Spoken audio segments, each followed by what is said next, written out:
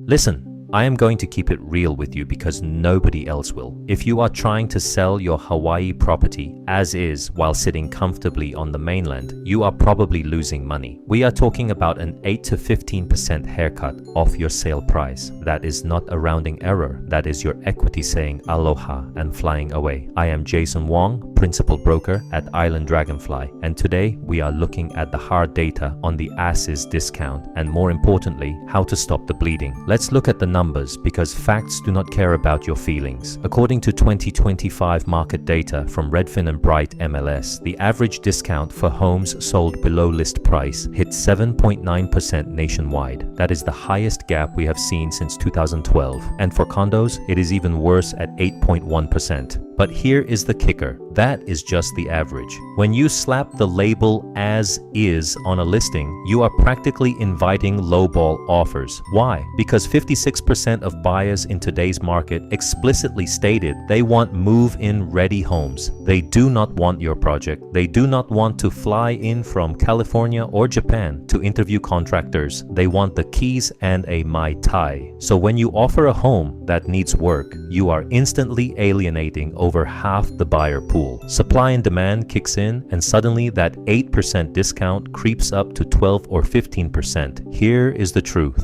Buyers smell fear. When they see as is combined with an absentee owner, they assume the worst. They assume the plumbing is from the 1970s and the roof is made of hopes and dreams. They price that risk into their offer. They are not just deducting the cost of repairs, they are deducting the cost of the headache, the time, and the unknown. That is why the discount is so steep. You are paying for their peace of mind with your profit margin. So how do we minimize this? How do we keep that 15% in your pocket? First, get a pre-listing inspection. I know you do not want to spend the money. Do it anyway. If you disclose everything up front, you remove the fear of the unknown. You turn a scary mystery box into a calculated business decision for the buyer. Second, price it correctly from day one. If you price a fixer-upper at retail value in this market, you are going to sit on the market for months. And statistically, the longer you sit, the lower your final sale price drops. Selling from thousands of miles away does not have to be a disaster, but it does require a strategy that goes beyond just sticking a sign in the yard.